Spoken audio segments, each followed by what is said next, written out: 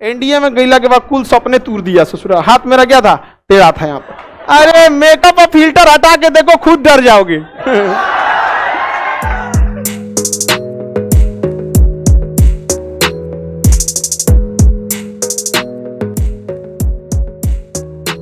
Ninth में जब हम 8 क्लास पास किए थे ना, 8 क्लास, तो हमको सैनिक स्कूल में जाने का धुन सवार हो गया। तो किसी ने कहा कि सैनिक स्कूल में चल जाइए। तो सैनिक स्कूल मतलब आप लोग को आइडिया होगा सैनिक स्कूल का। सैनिक स्कूल में ये एक झारखंड के नेतरहाट में है, हम लोग के लिए उत्तराखंड का नैनीताल में है सैनिक स्कूल। तो हम नैनीताल वाला फॉर्म भरे थे। ससुरा फॉर्म जिस दिन भरना था ना, तो जाति प्रमाण पत्र बनाना पड़ता था। जिस दिन फॉर्म का लास्ट डेट था, उस दिन ससुरा हमारे यहाँ के एसडीएम साहब जाति प्रमाण पत्र बना के दिए, फॉर्म नहीं भर पाए। तो हम 9th में ना, बीएचयू की एक संस्था है सीएचएस, सेंट्रल हिंदू स्कूल, ये 12th तक क्लास लेती है, उसके बाद आपको प्रमोट कहाँ कर देती है, बीएचयू। मतलब बीएचयू में जाना, अगर सीएचएस में हो गया तो समझिए कि ये आईपीएल है, इसके बाद आप चले जाएंगे यहाँ पे। इसमें फॉर्म, इसका एग्जाम दिए, तो उस समय इंटरनेट था ही नहीं ससुरा। 1 महीना बाद घरे लेटर आ रहा है, आपका सिलेक्शन। तो इंटरनेट आज ना है, आपका रिजल्ट देख लिए हुआ कि नहीं, पहले पोस्ट से आता था, ऐसे हम लोग को उतना आइडिया नहीं था। तो इससे फायदा क्या हुआ, ध्यान से समझिए। यहां हमको जब हम 8 में पढ़ते थे, 8 में तो यानी 9th के लिए इसमें गए थे, तो 9th का एक औसतन लड़का था, उससे थोड़ा सा लेवल बढ़ गया।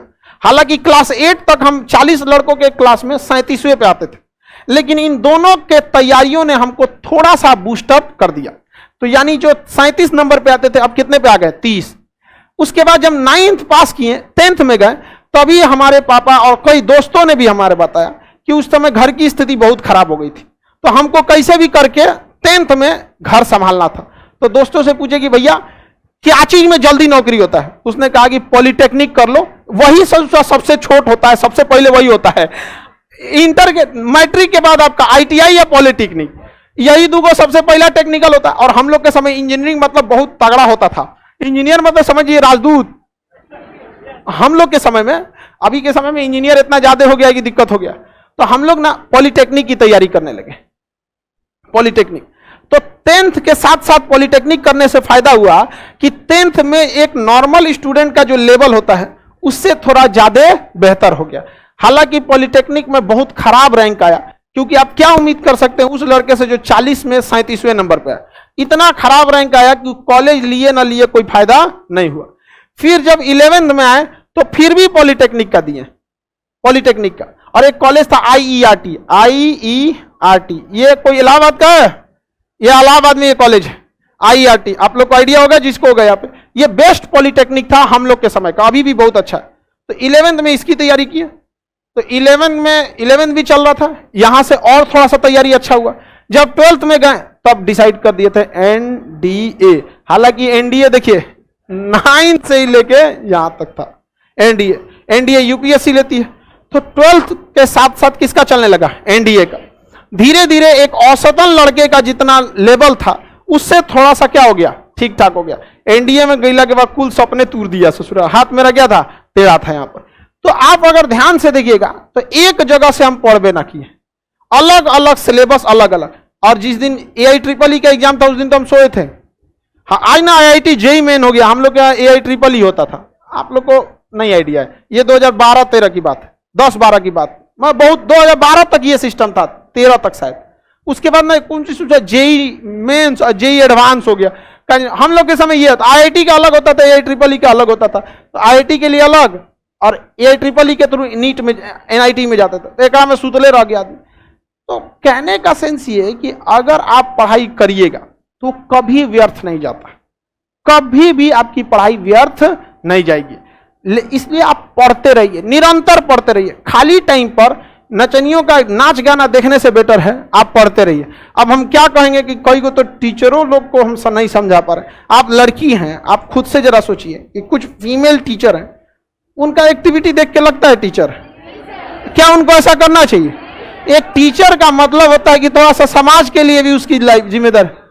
अब एक से एक रहता है, ऐसा काम करता है कि आदमी को खुद से टीचर कहलाने पर अजीब होता है। अब कुछ दिन में नाच देगी सब, समझ में कि नहीं आ गया? आप लोग को देखे हो कि नहीं? कई लोगों समझे में नहीं आता। अच्छा उनसे की अलग ही दुनिया है, अलग ही दुनिया है, उसको अपने से लगने लगा कि सुंदर है वो। अरे मेकअप और फिल्टर हटा के देखो, खुद डर जाओगे।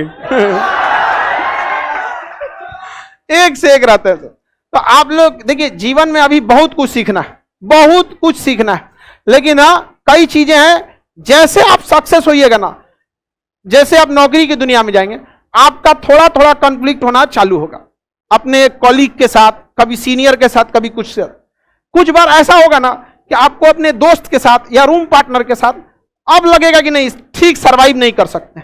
अमूमन लड़के क्या करते हैं ना, झगड़ा कर लेते हैं। जब भी किसी रिश्ते से खत्म करना है ना, तो उसे और दोस्त बना के खत्म कीजिए। अगर मान के चलिए हमको लग गया कि यार ससुरा बहुत दिमाग चाट रहा है, पढ़ने नहीं देगा, यहाँ पे रूम पार्टनर ठीक नहीं, तो उसको झगड़ा नहीं करेंगे, उससे और प्रेम से कहेंगे अरे हम ठीक है ये, ताकि अगर उस ससुरा बाद में दिक्कत ना करे। इसलिए हमेशा याद रखिएगा, दोस्त बने ना बने, दुश्मन नहीं बनना चाहिए, क्योंकि उस ससुरा कहीं ना कहीं आपको थोड़ा थोड़ा तो टॉर्चर करबे करेगा।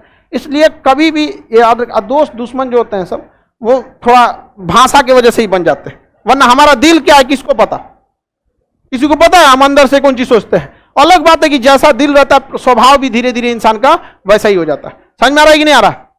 अरे हम किसी इंडिविजुअल टीचर का नाम लेके नहीं कर रहे, हम तो हमारी कोशिश यही है कि समझाना। हमारे यहाँ पे भारत की संस्कृति रही है, शिक्षक को एक मर्यादा के ध्यान से देखा जाता है। समझ में आया कि नहीं आ गया?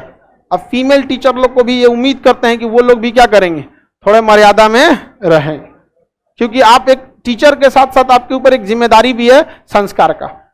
किसी कोई दिक्कत नहीं ना?